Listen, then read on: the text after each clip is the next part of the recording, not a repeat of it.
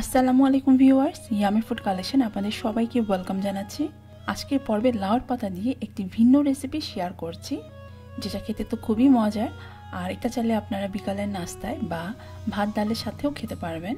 আর guarantee দিয়ে বলছি, এটা বাচ্চা বড় সবারই খুব পছন্দ হবে। তো এই রেসিপিটি তৈরির জন্য লাগবে হচ্ছে লাউর পাতা। আমি লাউয়ের ডগা থেকে যে পাতাগুলো একটু বড় এবং ভালো দেখাচ্ছে সেগুলো আমি টোটাল 5টা পাতা কেটে নিয়েছি। পাতাগুলোকে প্রথমে ধুয়ে নিয়েছি। আর এখন এখানে একটি ফ্রাই প্যানের মধ্যে আমি কিছুটা পানি গরম হতে দিয়েছিলাম। তো সেই গরম পানির মধ্যে আমি পাতাগুলো কিছুক্ষণ একটু ধুয়ে নিয়েছি। এই গরম পানির কারণে পাতাগুলো একটু নরম হয়ে যাবে এবং পাতাগুলো ভাঁজ দিতে সুবিধা হবে। আর অন্যদিকে আমি এখানে 5টি মিডিয়াম সাইজের চিংড়ি মাছ নিয়েছি এবং চিংড়ি মাছগুলোকে একেবারে মিহি কুচি করে কেটে নিয়েছি। এখন রান্নার জন্য একটি পাত্রের মধ্যে আমি 3 টেবিল চামচ সরিষার তেল দিয়ে দিলাম। আর এখানে আমি 1 কাপ পরিমাণে পেঁয়াজ কুচি নিয়েছি। তবে প্রথম দিকে আমি অল্প কিছুটা পেঁয়াজ কুচি এর মধ্যে ইউজ করেছি, আর বাকিটা রেখেছি, এটা পরে দিব। আর সেই সাথে আমি এখানে দিয়েছি 1 টেবিল চামচ রসুন কুচি। এখন পেঁয়াজ রসুনটা কিছুক্ষণ একটু ভেজে নিয়ে এরপর এর মধ্যে দিয়ে দিলাম সেই মিহি কুচি করে কাটা চিংড়ি মাছ। সেই সাথে দিলাম স্বাদ অনুযায়ী লবণ, আরও দিচ্ছি কাঁচামরিচ কুচি। এটা আপনারা ঝালের টেস্ট অনুযায়ী অ্যাড করে নেবেন।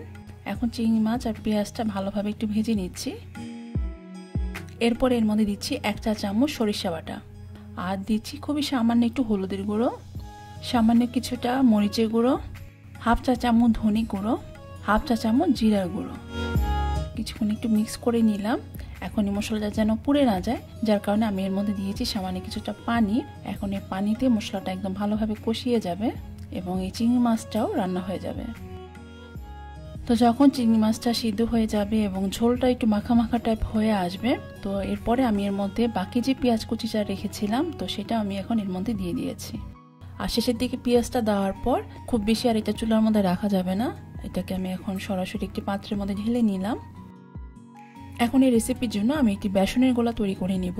এর জন্য একটি স্ট্যানারের মধ্যে আমি 1 কাপ পরিমাণ বেসন নিয়েছি, আর সাথে এখানে দিয়েছি 2 টেবিল চামচ চালের গুঁড়ো। তো স্ট্যানারে আমি এটাকে চেলে নিয়েছি।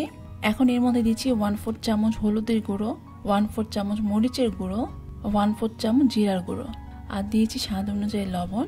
এখন সবকিছু মিক্স করে নিয়ে এখন এর মধ্যে রুম টেম্পারেচারে থাকা পানি অল্প অল্প করে দিয়ে এটাকে মিক্স করে নিচ্ছি। মানে এটা একটা ব্যাটারের মতো আর কি তৈরি করে নিচ্ছি। আর এইভাবে করে মিক্স করে নেওয়ার পর হাত দিয়ে এইভাবে করে কিছুক্ষণ একটু ফেটে নিলে তাহলে এই বেসন দিয়ে মানে যেটাই ভাজা হবে সেটা খুব ক্রিস্পি থাকবে। তারপর আমি এর মধ্যে দিয়েছি 1/4 চামচ বেকিং সোডা। তা এখন সব কিছু ভালোভাবে মিক্স করে নিলাম। আর এই ব্যাটারের ঘনত্বটাই যে দেখুন যে এরকম হবে, খুব বেশি ঘন না আবার একদম পাতলাও না, মিডিয়াম টাইপের হবে। তো এখন হচ্ছে গিয়ে লাউর পাতাটা আমি একটি বোর্ডের মধ্যে আর কি বিছিয়ে নিয়েছি। এখন এর মিডলে হচ্ছে গিয়ে সে চিংড়ি মাছের পুরটা দিয়ে দিলাম। এরপরে যে বেসনের গোলাটা তৈরি করেছি, তো সেই বেসন থেকে পাতার মধ্যে আমি চারপাশে একটু বেসন লাগিয়ে দিচ্ছি। এখন এই ভাঁজটা আমি কিভাবে করে দিচ্ছি সেটা আশা করছি আপনারা ভিডিও দেখেই বুঝে নিতে পারছেন। তো এইভাবে করে ভাঁজ দিয়ে এই চিংড়ি মাছের পুরো পুরটা এই পাতা দিয়ে পুরোপুরি আটকে দিলাম। তো এইভাবে করে আমি টোটাল 5টা পাতা রেডি করে নিয়েছি। এখন এগুলোকে হচ্ছে গরম ডুবো তেলে ভেজে নিব। এর জন্য একটি পাত্রের মধ্যে আমি তেল গরম হতে দিয়েছি। এখন এই একটি পাতার অংশ নিয়ে বেসনের মধ্যে এগুলোকে চুবিয়ে এরপরে বেসনের যে এক্সট্রা অংশ আছে সেটাকেও ঝেড়ে নিতে হবে। তো ঝেড়ে নিয়ে তারপর হচ্ছে গিয়ে গরম ডুবো তেলে ভেজে নিচ্ছি।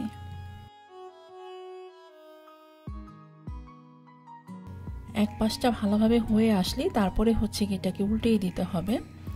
তো এইভাবে করে আমি এগুলোকে ভেজে নিচ্ছি। আর চুলার আঁচটা মিডিয়াম থেকে একটু লো আছে আমি এটাকে ভেজে নিচ্ছি, যাতে করে পাতাটা আর কি ভালোভাবে সিদ্ধ হয়ে যায়। সো এই তো এটা ভালোভাবে ভাজা হয়ে গেলে আমি একে একে এগুলো নামিয়ে নিচ্ছি।